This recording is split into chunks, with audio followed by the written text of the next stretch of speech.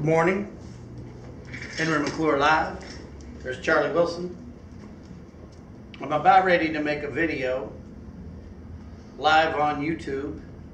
This is camera 2. I've actually got another, I'm working on camera 3.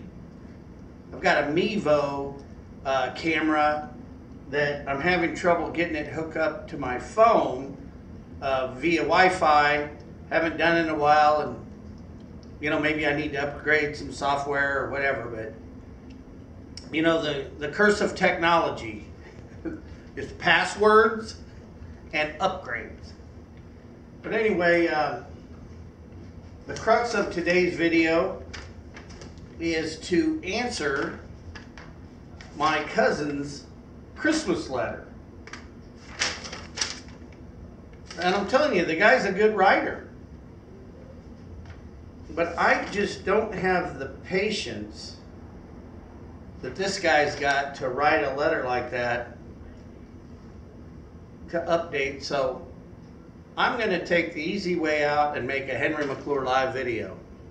So you can watch over my shoulder, and we'll post this up after this video as camera 2. Today's shoot that will be live on YouTube is reference the Bantleons, which is our family. We come from,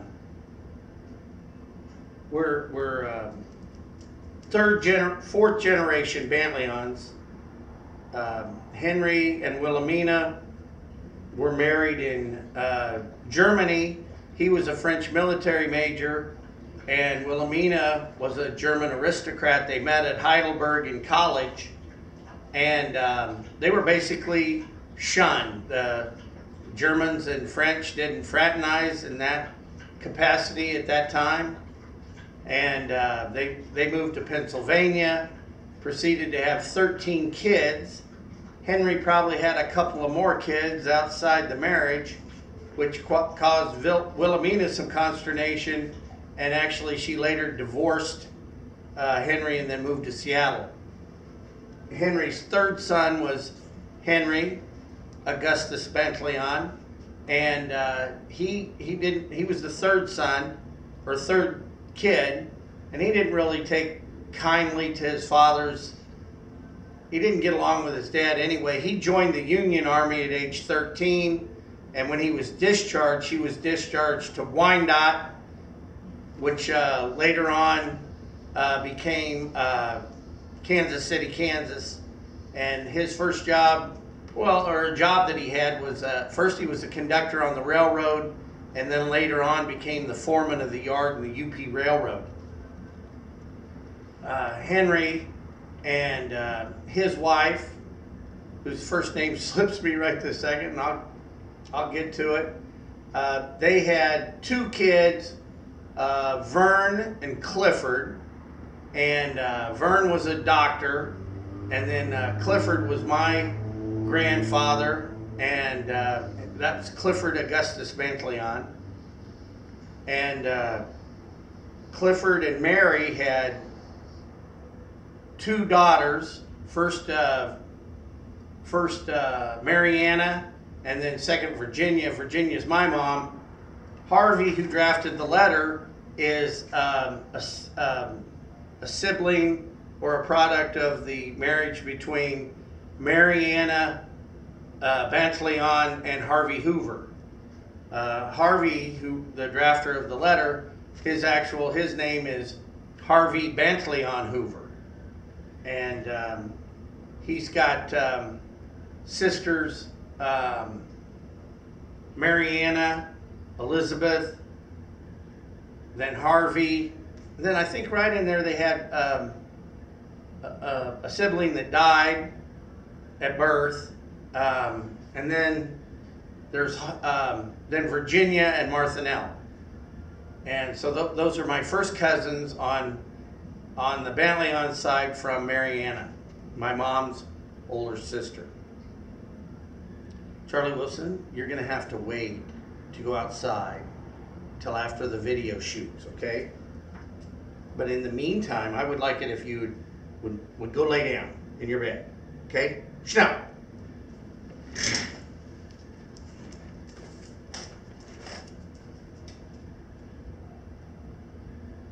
All right, so let's get a YouTube channel open.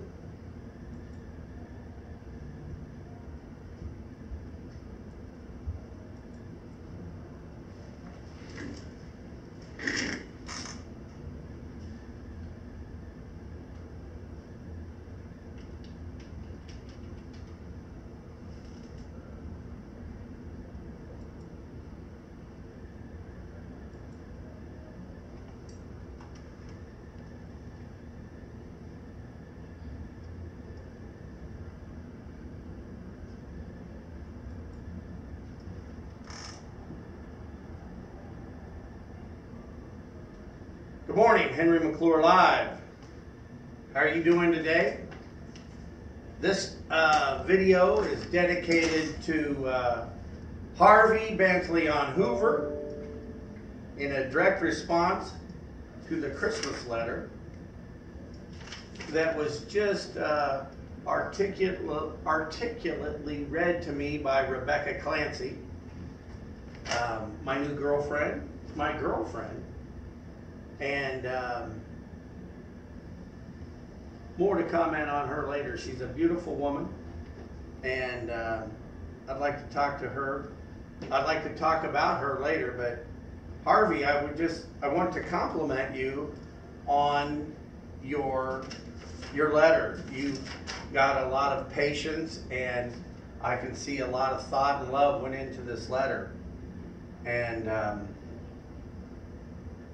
I'd kind of like to bring the Bantleon family up to speed on my life, and for me it's actually a little easier to make a video than it is to sit down and write this letter, but it's beautiful. So on May 2nd, 2015, after after settling Mom's estate, after taking care of Mom, I had an experience that I'd like to tell you. I want to tell you just a little bit about what it was like to take care of Mom in the final time. My mom was really brave, and we had hospice helping us for 6 months, and it was a roller coaster of her health, and anyway, there was just really one bad week of taking care of Mom, but hospice came to the rescue and really helped me. But what I want to tell you, what happened to me after Mom died was something that I've never experienced. It's like I had been waiting so long to have my life back, and I just had trouble getting momentum. And trust me, after taking care of Mom, it wasn't that I couldn't function because I missed her so much, and it wasn't that I wasn't celebrating because I was happy she was gone. But this is it was kind of a time of morning drinking. I was really happy. I was very happy when they took the Loratabs and the liquid morphine out, because it was good to not have that at reach. I mean, these drug companies, it was like a pizza company. They would deliver the drugs right to your door. You never needed to leave. And like I'd say that to the hospice nurse, hey, are these for her or are they for me? And they'd laugh, like. But anyway, I did sample them from time to time. Well, you want to have an eye opener in the morning to have a shot of morphine. But I got lost, and I think what happened to me was I eventually drank myself to death, and I mean, still functioning though, but I think there was just a moment where it snapped. One morning, Woke up at 4:44. Charlie Wilson and I were going to go take our walk in the morning because I was trying to fight to get my life back together, and, get back in shape and lose some weight and fight off type 2 diabetes, which you can do. Cut my calorie count down, change your diet. It was raining. Wilson and I looked at each other. He went right back to bed. And I thought, well, it'd be a good idea to maybe make a Mike's Hard Lemonade and vodka, which we used to call a double barrel shotgun. I was going to turn on some Netflix and, drift off to yesterday, watch some movies, and, I'll get up later. And I took one sip of that, and I'm telling you, it was like I was being choked. I thought somebody was standing on my chest. I couldn't breathe. I had the feel of anxiety and panic. I started sweating. My whole body was, it was like an arrest. And I looked at that drink and I said, self, that's killing you. And if you want to go right now, all you got to do is drink that drink. And because I didn't know whether to call 911, lay down and die, or finish that drink. Or actually, I also thought about maybe just driving to the hospital.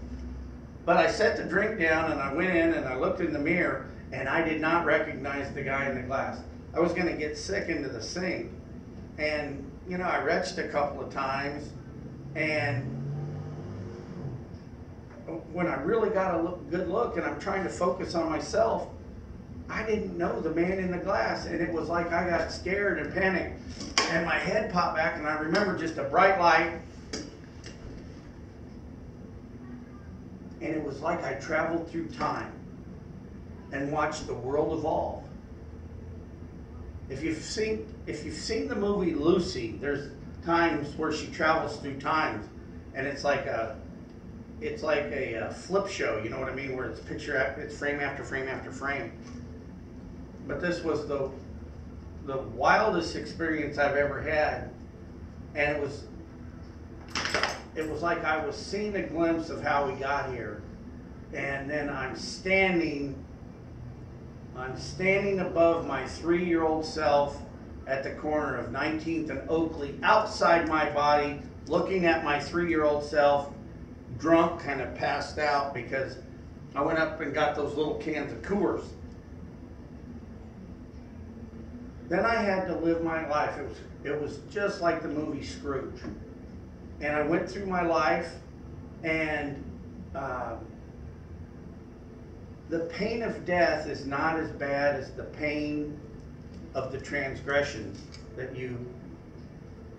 your transgressions, the crimes you commit to the morality and humanity, to yourself. And as each bad incident happened, pain got worse, and it got worse, and it got worse. So it was like my past, and it brought me up to my the present. And it was like a big hand grabbed me, and I'm swooped up, and I'm flying up, and I'm in the light. And the further I go up into the light, the pain goes away. And I'm breathing fresh air. And a moment of peace came over me, and I thought about my daughter Bianca, and I thought about my life that I lived, and I thought about, what was I going to leave behind? Was the world a better place? All this went through my mind, and I'm totally at peace. I feel great. And what I'm thinking to myself is, in spite of all that pain that I went through, I'm able to I'm transcending into a new life. And it's like, okay, now that was short-lived because I kind of stalled out, and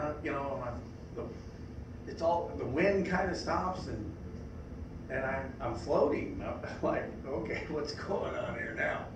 And I just slowly but surely could feel myself descending. And when I hit back on Earth or wherever I went, I looked in the mirror and there's Henry McClure. I could see myself. And I'm fine. And I know at that moment, it's time to change. And I grabbed all the booze that I had and I took it over to my neighbor Jack's house. You know, waste not, want not. That's what happens when you're depression, you know, raised from depression parents. You know, I flushed the marijuana that I had around the house, and I've never thought about it again. I'm pretty sure I called Bianca to tell her what happened, and the desire to, you know, all I wanted to do was be a better person. I wanted to get my physical health back. What was really wild, the next time I went to a doctor, I didn't need, there's some medicine they took me off of. I take a slight high blood pressure. Last time I had, for my life insurance, I had my blood pressure taken. It was 120 over 80, and a thyroid pill. And there was some other stuff that I had for cholesterol that I didn't need to take anymore. My doctor looked at me like, hey, what have you been doing? What are you doing there? It was great. And I just went about my life, but I had to tell Bianca about the miracle. I wanted to tell her about what I saw and how important it is to live your life right today. And I told people, I called a lot of people and talked to a lot of people and told them I was sorry about some of my past behavior. And I really thought about, you know, what I could do to be better, and what, you know, thought about all my shortcomings. And finally, 11 months and 3 weeks later, I get a call from Renee McClure, who's my ex-wife, which you all know. But she asked me if I would go to an AA meeting. And I said, sure, why not? I mean, you'd want to help anybody that wanted to quit drinking and sit in a room with other people that don't drink. Well, that's cool. And it was funny, she didn't show up, but I did, and I knew a bunch of the people, so I went in and I started going to some meetings from time to time, and you know, I told people this exact same story because people in those rooms, they definitely can understand it. They can relate. Whether it's not that they can relate to crazy or not, I don't care how you look at it. But you can never take that miracle away from me. And the miracle is today, it's like I wake up today and it's like, how did I get here? And why am I wearing a chef coat today? This is actually my 40th year in real estate. But due to some business circumstances, I've had to come in and take over a restaurant that I have an interest in. My financial partner, yeah, he didn't do anything wrong, and he lives in Seattle, and he doesn't have time to come run this. He's a very successful, you know, he's a printing business, and he's very successful at that. And you know, and this has been nothing more than a distraction from him because, and I think the penance that I pay today is due to the fact that I didn't get along with the operating partner. And all I wanted to do all along for the operating partner was just to help out. You know, hey, how could I help out? But it was like the guy didn't want to have anything to do with me, and he wanted to run it all himself, and that's fine.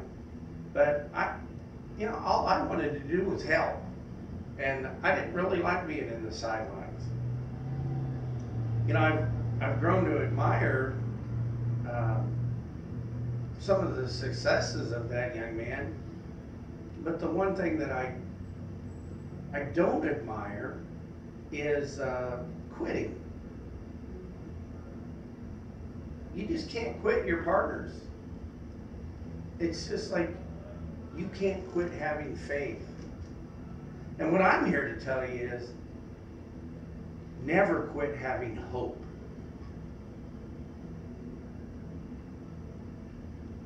Harvey, what you wrote in that letter is awesome. It's a beautiful letter.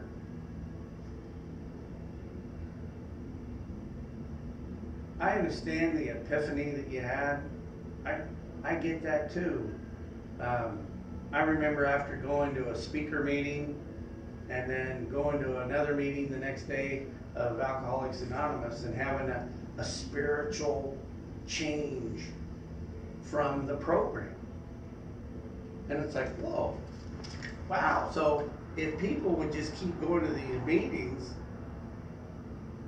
you know, maybe they'll get it.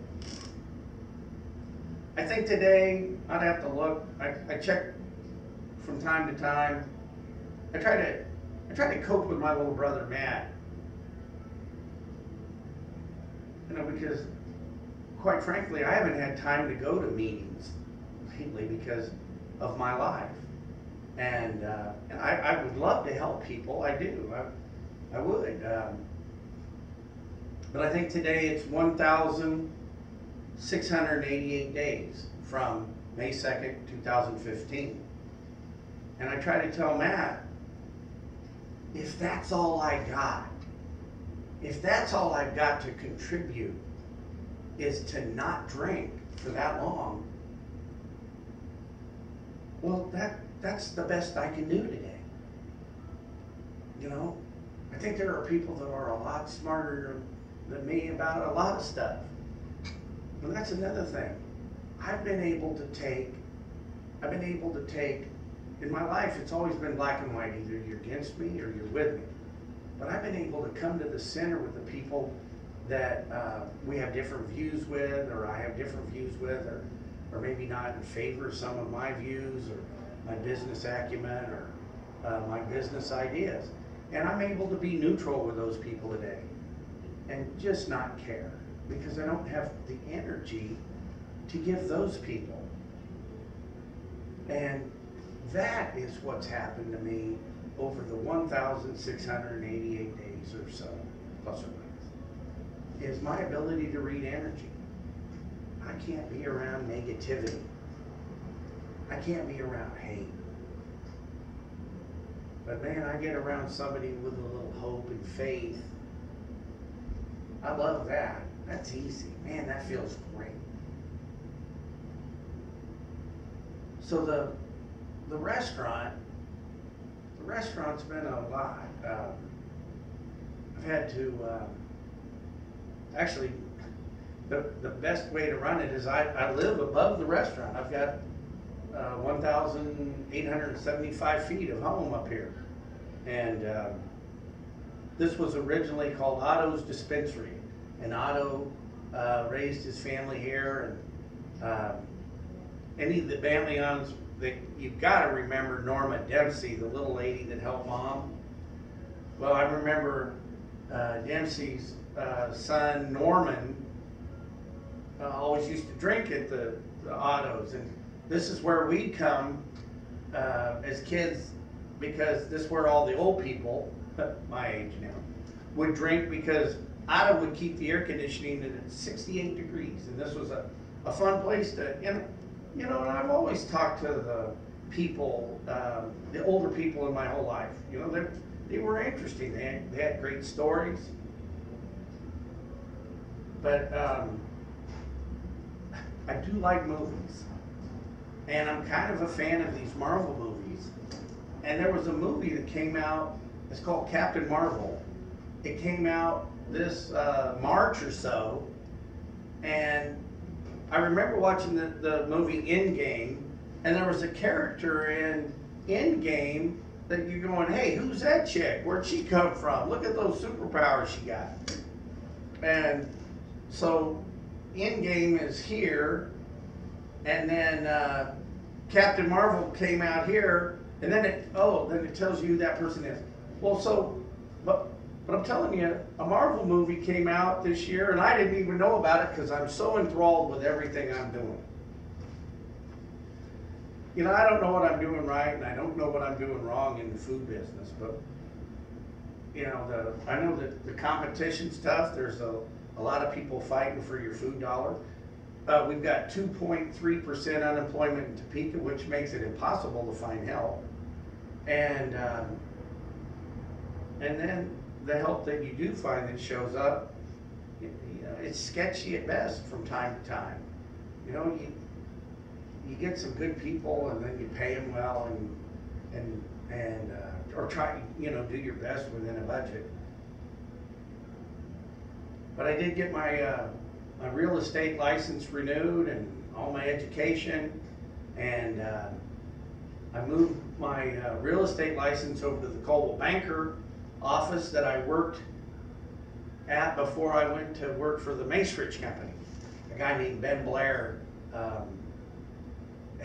And Ben Blair actually, from when he moved to from San Francisco to here had a law degree, he worked for my dad.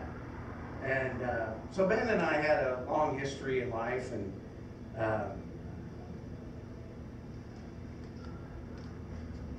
what do you mean I stress too much? I don't seem stressful right now. But anyway, I joined the Coldwell Banker office to make sure I stay young.